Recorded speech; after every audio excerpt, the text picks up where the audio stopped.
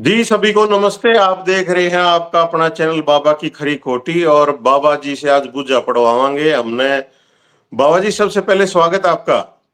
राम राम जी, जय श्री राम।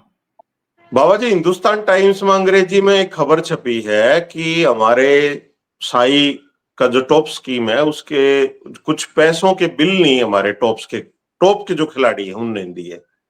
तो मैं पहले तो जानना चाहूंगा कि भाई ये क्या है, टॉप स्कीम क्या है, कैसे मदद करती है, फिर उसके बाद मैं उन खिलाड़ियों के नाम बताऊंगा अपने दर्शकों को। जी सर, टॉप स्कीम है target Olympic podium, TOPS scheme. मतलब केंद्र सरकार ने, भारत सरकार ने, स्पोर्ट्स अथॉरिटी ऑफ इंडिया ने एक स्कीम बनाई और लक्ष्य रखा कि खिलाड़ी को पोडियम मतलब विक्ट्री स्टैंड, मेडल सेरेमनी के लिए खड़ा करना है। ओलंपिक में खेलने अगर जाना है तो पोडियम तक पहुंचाना है। मतलब गोल्ड सिल्वर ब्रॉन्ज लेना चाहिए, छोरा छोरी। पुराने जमाने में सर हमारा माइंडसेट होता था, मैं आपको बताऊं मेरा खुद का अनुभव।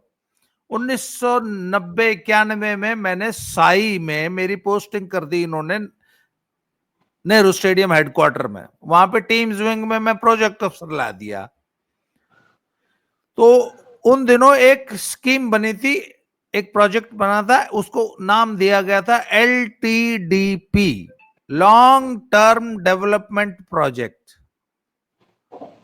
उसमें स्पष्ट ये नीति निर्देश था कि ओलंपिक मारे बस का कोन्या, इसलिए ओलंपिक पे फोकस करने की जरूरत नहीं है, वो बहुत बड़ी चीज है, अपने बस की नहीं है। तुम तो एशियन गेम्स को ध्यान में रख के तैयारी करो और नीतियां बनाओ। ये 1990 की बात है, खास साई ने नीति बनाई थी। कोई पुराने कोचेस होंगे उस जमाने के तो बता देंगे LTDP बनी थी। मतलब ओलंपिक का तो सपना भी नहीं था, बोला एशियन गेम्स खेल लो ना यार, उस समय मेडल ले लो। उसमें भी गिने चुने मेडल आया करते थे।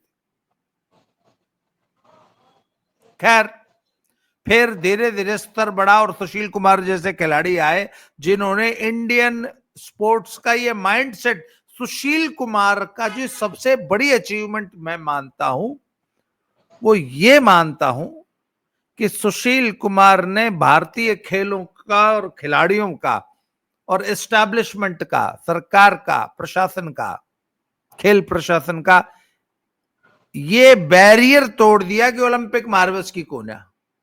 सुशील ने यह सिद्ध कर दिया कि हम भी ओलंपिक जीत सकते हैं। वो जो बैरियर था ना सर, नो नो ओलंपिक तो घणे तोड़े, हम तो बहुत कमजोर हैं, वो तो घणे ठाडे हैं।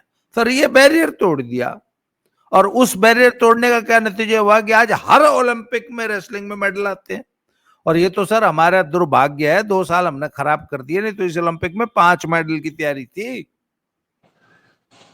और इससे जी वहीं पीछे से। आपको याद होगा, इससे पिछले वाले में 4 मेडल, 3 आए थे तो, जी और 2 एकदम नजदीक से हमने मिस किए थे, दीपक पूनिया का और एक और। तो ब्रजभूषण शरण सिंह जी ने क्या कहा था कि ना ना I am not happy, 5 medal तो मिनिमम आने चाहिए थे। जी, और अन्य बिल्कुल। ये गेमों में भी सर। जी ब्रजभूषण वाली बात पे मैं जानना चाहूंगा जी। उस अंग्रेजी के अखबार में न्यू है कि हमारे हरियाणा के दो पहलवान हैं, जो विनेश फोगाट और बजरंग पूनिया। विनेश पे तो 42,22,000 के करीब पेंडिंग है, बिल नहीं दिए हैं। और उस पे भी 12-13 लाख रुपए हैं बजरंग पूनिया, जो डोप का निलंबन फेस कर रहा है। और विनेश फोगाट अभी पेरिस ओलंपिक में डिस्क्वालीफाई होगी थी। तो ये हमारे दो खिलाड़ियों के ऊपर दिखाया है ऑडिट विभाग ने कि इन्होंने बिल नहीं दिए। तो मतलब बिल देने जरूरी होते हैं क्या, आपको टॉप्स कुछ पैसे देगा तो? सर हद हो गई। अरे हम्म। भैया, मैंने आपको पैसे दिए, आपने खर्च कर दिए, तो सरकारी पैसा है ना, बाप का माल थोड़ी ना है। आप अपने बेटे को पैसे देते हो तो उसे बिल नहीं मांगते, फिर भी हिसाब तो फिर भी मांग ले हो ना।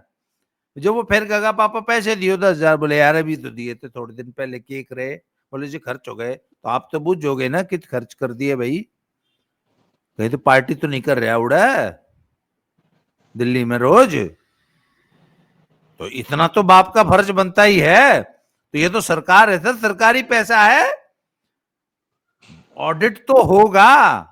अच्छा एक बात बताओ ना, सरकार को क्या पता, आपने दिए भी थे, आपने विनेश फोगाट को 44 लाख रुपए दे दिए, तो कोई 2-4 रुपए थोड़ी ना है सर, 44 लाख रुपए के बिल पेंडिंग है विनेश फोगाट पे, क्यों नहीं दिए भाई बिल सबमिट भाई, अगर आपने खर्चा किया है और जेन्युइन खर्चा है।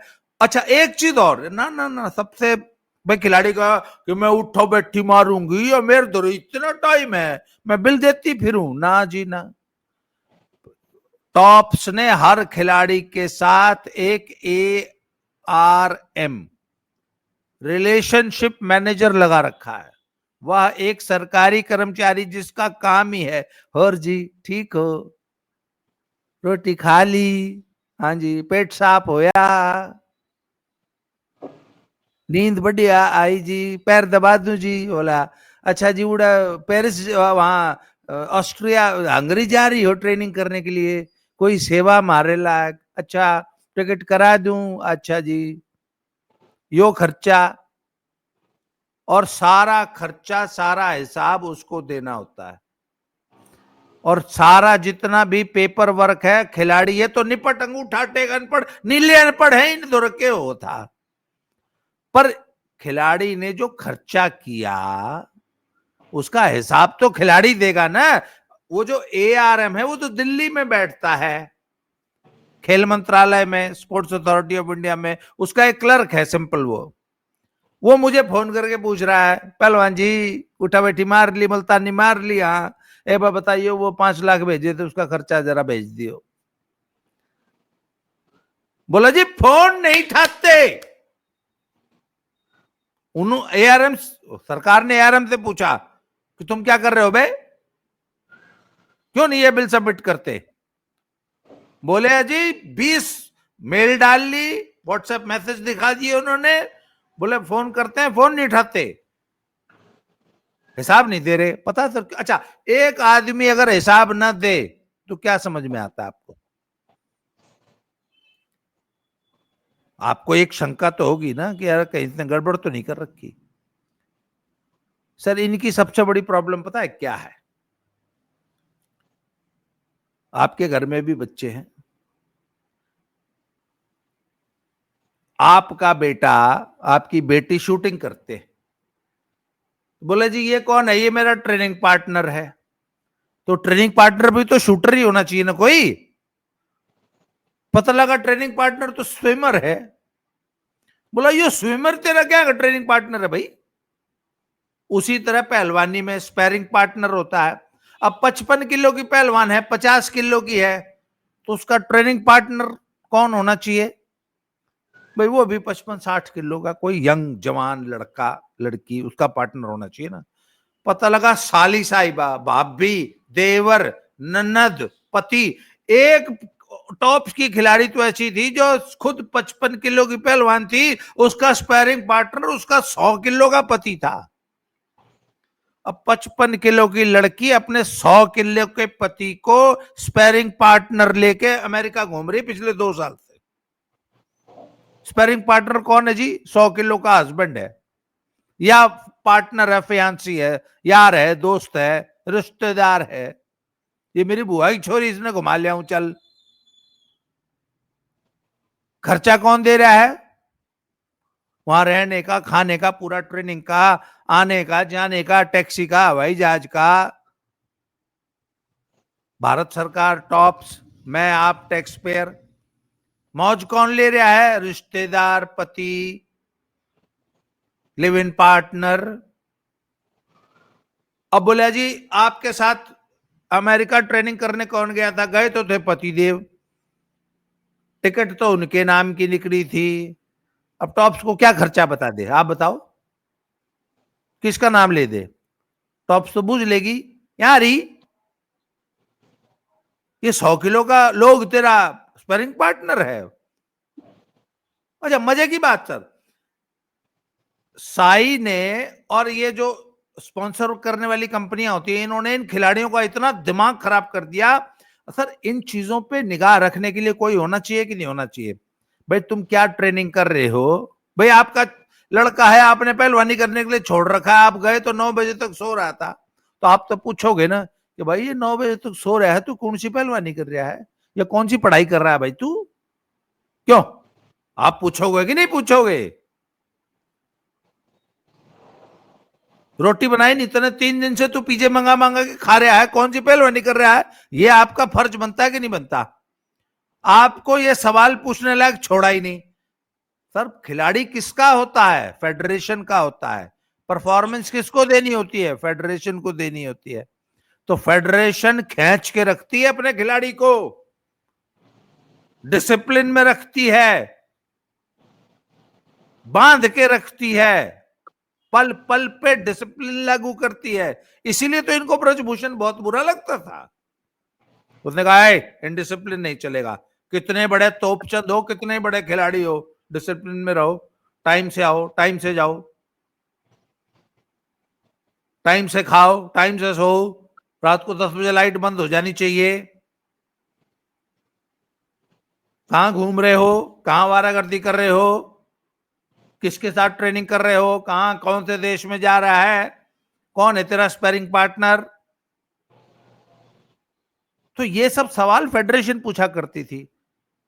टॉप्स की स्कीम ने, साई ने इन खिलाड़ियों को सिर पर चढ़ा लिया। आपको मैं एक बड़ी मजेदार बात बताऊं, एक दिन डीजी साई ने सभी एडमिनिस्ट्रेटर्स को अपने साई के एक संदेश भेजा कि आज 11 बजे जूम मीटिंग होगी, सारे हाजिर होंगे। हो गए जी सारे हाजिर। 11 बजे डीजी साहब आए, एकदम सच्ची घटना बता रहा हूं साई की।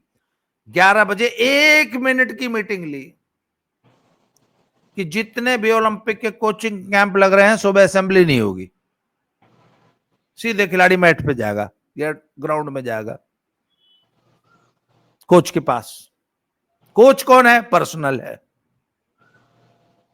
अब होता क्या है सर, जब कोचिंग कैंप लगा होता है तो सुबह मॉर्निंग असेंबली में एक डिसिप्लिन होता है। हम तो सारी जिंदगी एनआईएस में रहे, पटियाला में कोच रहे, खिलाड़ी रहे। सर सुबह 5:55 पे असेंबली होती थी,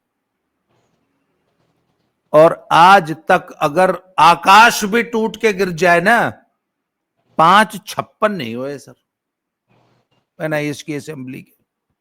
5:55 माने 5, वहां पे एक डिजिटल घड़ी लगी हुई है असेंबली ग्राउंड में, 5:55:00 जैसे ही होगा तो वहां कमांडर बोल देगा असेंबली अटेंशन, और आप लेट होकर दिखा दियो 1 सेकंड भी। साल भर में अगर 300 दिन असेंबली हुई है संडे छोड़ के, तो आप एक मिनट भी, 1 सेकंड, मिनट तो बहुत बड़ी बात है, 1 सेकंड भी लेट होकर दिखा दो। फौज से भी ज्यादा तगड़ा डिसिप्लिन था सर। अब क्या है, इन बड़े नवाबजादे खिलाड़ियों को बहुत दिक्कत होती। तो डीजी साई ने इंस्ट्रक्शन दे दिया कि आज के बाद कोचिंग कैंप में असेंबली ही नहीं होगी। तो फिर पर्सनल कोच क्या है, कोई 6 बजे ट्रेनिंग करा रहा है, कोई 7 बजे करा रहा है, कोई 8 बजे करा रहा है। क्यों? नवाब साहब को सुबह 5 बजे उठने में दिक्कत होती है, क्योंकि नवाब साहब रात को 12 बजे तक पार्टी करते हैं, क्योंकि नवाब साहब आपकी अपने लिविंग पार्टनर के साथ रहते हैं। नवाब साहब के कमरे से बियर की बोतलें निकलती हैं, दारू की बोतलें निकलती हैं। तो अब नवाब साहब को डिसिप्लिन में कौन रखेगा? तो नवाब साहब को डिसिप्लिन में रखते थे ब्रजभूषण शरण सिंह जैसे सख्त एडमिनिस्ट्रेटर फेडरेशन के लोग। तो इन्होंने फेडरेशन ही हटा दी बीच में से ना। खर्चा टॉप्स कर रही है, 1 मिनट, खर्चा टॉप्स कर रही है या खर्चा जेएसडब्ल्यू और वो कौन कौन सी कंपनी है ओजी की और पता नहीं क्या क्या, खर्चा वो दे रहे हैं। भाई आपका छोरा अब तक खर्चा नहीं लेता, खर्चा उसको पड़ोसी देने लग जा, फिर आपकी बात सुनेगा वो? बोले चल लेनी तू कहेगा बाबू खर्चा तो वो दे है, क्या मतलब तेरा, तू क्यों खाम खा खलीफा पाक रहा है? तो सर एक मिनट, फेडरेशन ने तो यहां तक कहा था कि नो, खर्चा आप दीजिए, हमको लूप में लीजिए, हम अप्रूव करेंगे, हम डिसाइड करेंगे कहां जाना है, किसने जाना है, किसके साथ जाना है, कब जाना है, क्यों जाना है, और कौन जाएगा साथ में। ये नहीं कि लिखा दिया ट्रेनिंग के लिए जा रहे हैं, जाके वहां लिव इन पार्टनर के साथ मौज मस्ती हो रही है, 4 दिन शिमला घूम रहा है छोरा, कागजों में हो गया कि साहब वहां हाई एल्टीट्यूड सेंटर पे शिलारू में कैंप लगा हुआ है, पता लगा छोरा तो शिमला आंट रहा है।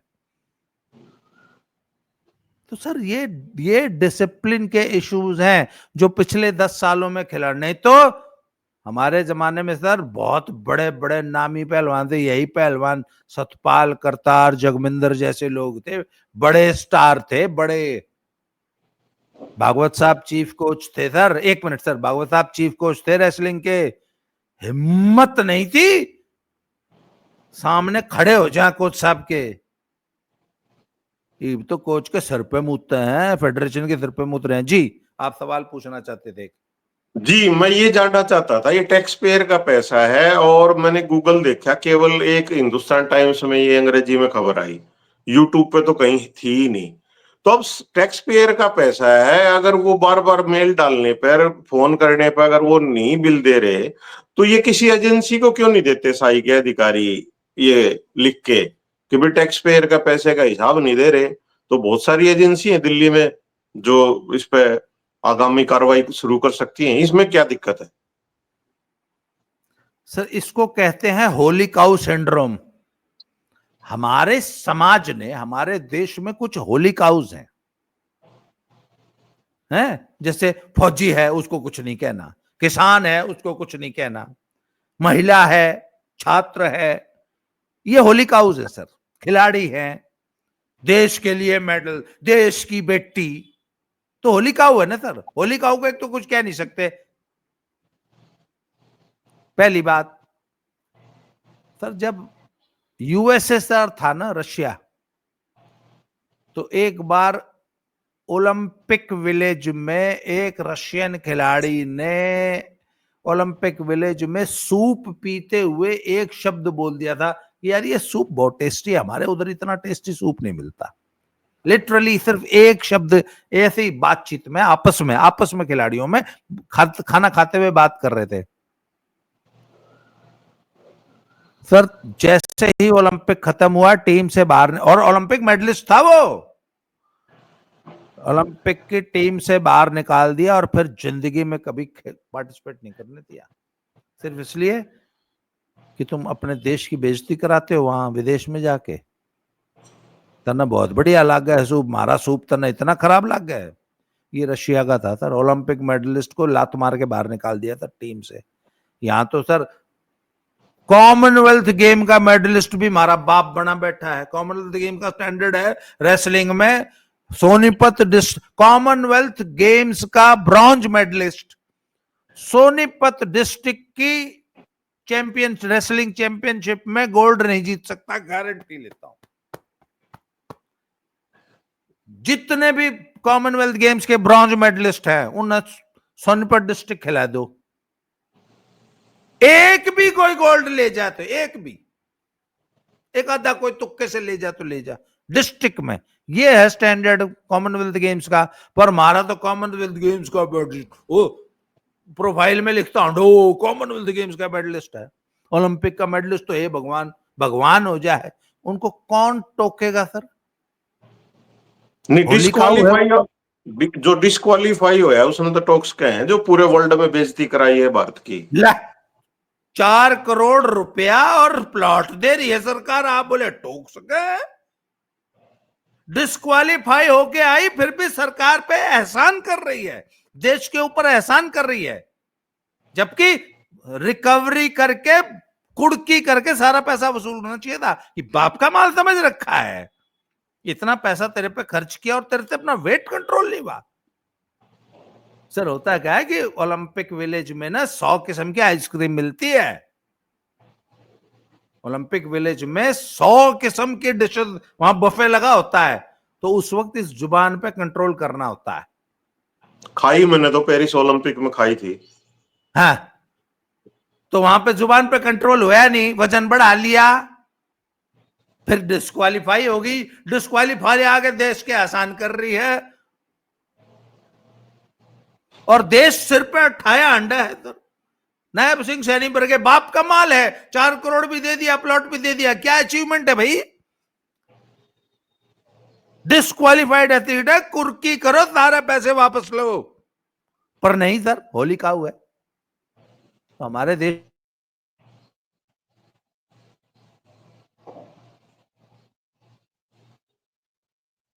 जी कुछ टेक्निकल प्रॉब्लम आ गई है शायद। अजीत जी आपकी आवाज नहीं आ रही है, और ये बड़ी इंपॉर्टेंट डिस्कशन चल रही है कि साई की स्कीम है जो टॉप्स, वो पैसे समय पे एडवांस भी दे देता है अपने खिलाड़ियों को, लेकिन सिर्फ बिल मांगता है वो कि हाँ जी आप एयर टिकट दे दो, होटल दे दो, खाने का बिल दे दो। लाखों करोड़ों रुपए अपने खिलाड़ियों को देता है भारत सरकार की जो स्कीम है टॉप्स की। तो अजीत जी और मेरी जो चर्चा है वो इसी उस पे चल रही थी, और शायद अभी जुड़ जाएंगे अजीत जी, कई बार इंटरनेट की प्रॉब्लम हो जाती है। आप लोग जब भी यूट्यूब पे इस चीज को सर्च करोगे तो आपको कोई वीडियो नहीं मिलेगा कि हमारे टैक्स पेयर का पैसा किस तरह से जिस कभी फंस गया है, चाहे अधिकारी हो चाहे खिलाड़ी हो, वो किस तरह खराब कर रहा है। मतलब हमारी नजर में ये था कि भाई अधिकारियों को पैसा मिलता है वो खा जाते हैं, लेकिन ये एक ऐसे उदाहरण हमारे सामने आए हैं कि खिलाड़ी भी जिम्मेवारी से पैसे का सही से उपयोग नहीं करते। और बिल न देने का मतलब क्या है कि आप बिल देने की पोजीशन में नहीं हो, इसलिए तो आप बिल नहीं दे पा रहे। और हरियाणा प्रदेश के ये दो भूतपूर्व रेसलर हैं, एक बजरंग तो डोपिंग का निलंबन झेल रहे हैं, और विनेश फोगाट पेरिस ओलंपिक्स से डिस्क्वालीफाई हुए, दोनों के बिल पेंडिंग है। तो बड़ी चिंता का विषय, क्योंकि आने वाले जो हमारे खिलाड़ी हैं, जी जी जी, मैं बीच में तो असल में बता रहा वो था।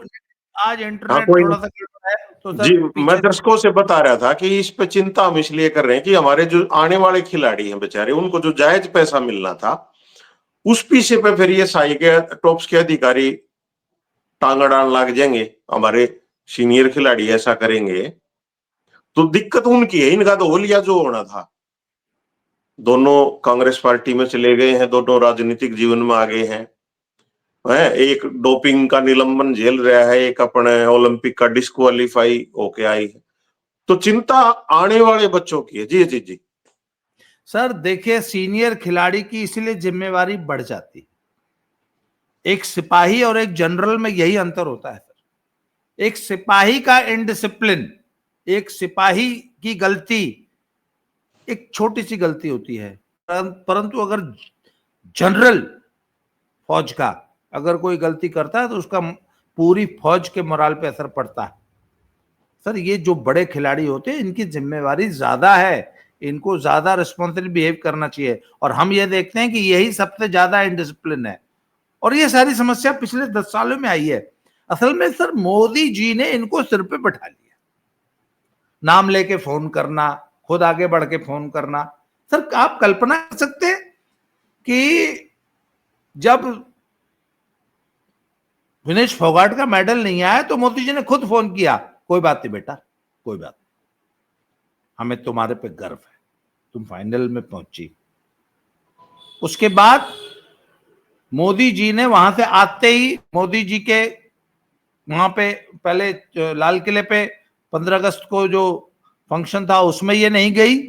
उसके बाद शाम को, उसी दिन शाम को मोदी जी के घर पे, मोदी जी ने इनके लिए डिनर रखा था, ये वहां नहीं गई। और मोदी जी ने बकायदा नाम लेके पूछा, विनेश नहीं आई क्या? तो सर मोदी जी की एक बहुत बड़ा बड़प्पन है कि इन्होंने इन खिलाड़ियों को सिर पे बिठाया, अपने सिर पे। तो सर अगर कोई आदमी आपको सिर पे बिठाए ना, तो आपका फर्ज यह है कि आप उसके सिर पे मत मूतो, मूतने के लिए नीचे उतर जाओ। तो सर मोदी जी ने इनको सिर पे बिठाया और ये सिर पे मूतने लगे, गलती है सर। एक एक पैसे का हिसाब लेना चाहिए, और अगर इन्होंने पैसे का हिसाब नहीं दिया तो ये मान के चलना चाहिए कि इन्होंने ये पैसे का गबन किया है, और सख्त कार्रवाई करनी चाहिए, जिससे आज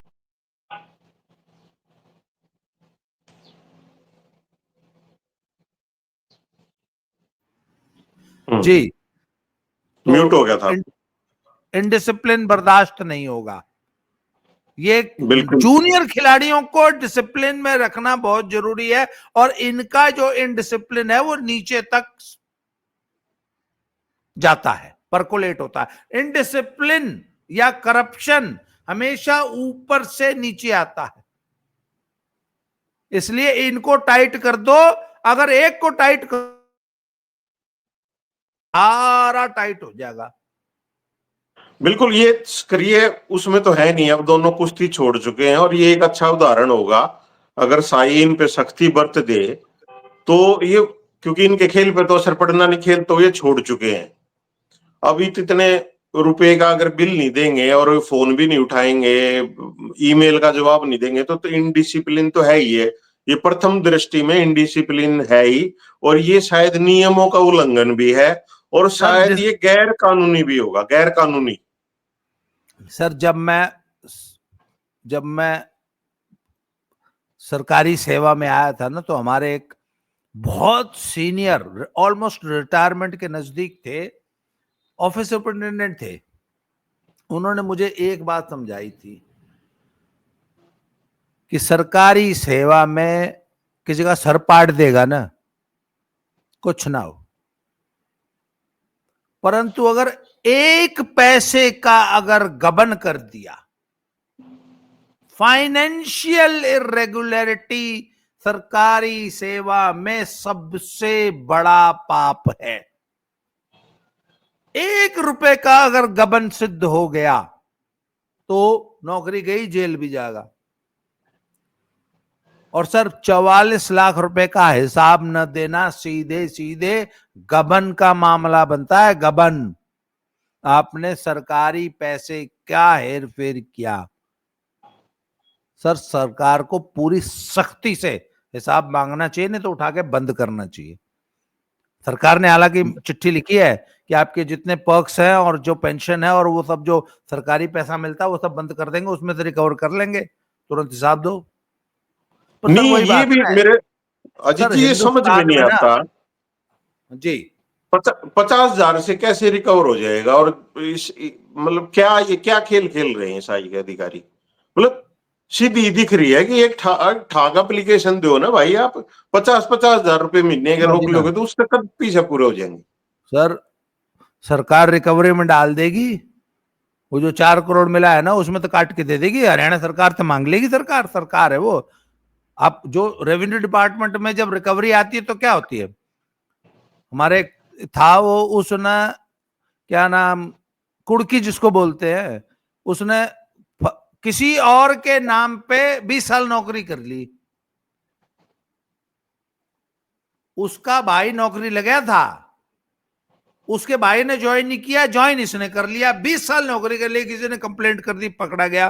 पूरे 20 साल की तनख्वाह की रिकवरी डाल दी थी और एसडीएम के पास कुड़की भेज दी कि इसकी घर जमीन जायदाद घोड़ा गाड़ी सब कुर्क करके ये इतना पैसा जमा कराओ, और किया था। तो सरकार तो उधर कुर्क कर लेगी, घर बेच देगी सरकार अगर अपनी वाली पे आ जाए। पर सर होता क्या है कि वही होली काउ सिंड्रोम है ना, अरे चलो बच्चे हैं, अरे चलो खिलाड़ी है। ये हमारे किसान इतना उत्पाद करते हैं सड़कों पे, इन पे सरकार मुकदमा कर देती है, फिर वापस ले लिया, अरे चलो ठीक। तो सर वो जो होली काउ सिंड्रोम है ना, ये बहुत खतरनाक है। जी अजीत जी, आपने समय दिया और दर्शकों को जानकारी दी टॉप स्कीम के बारे में। बहुत बहुत धन्यवाद आपका। फिर किसी अन्य टॉपिक पर फिर वीडियो बनाएंगे। Thank you. जी धन्यवाद सर।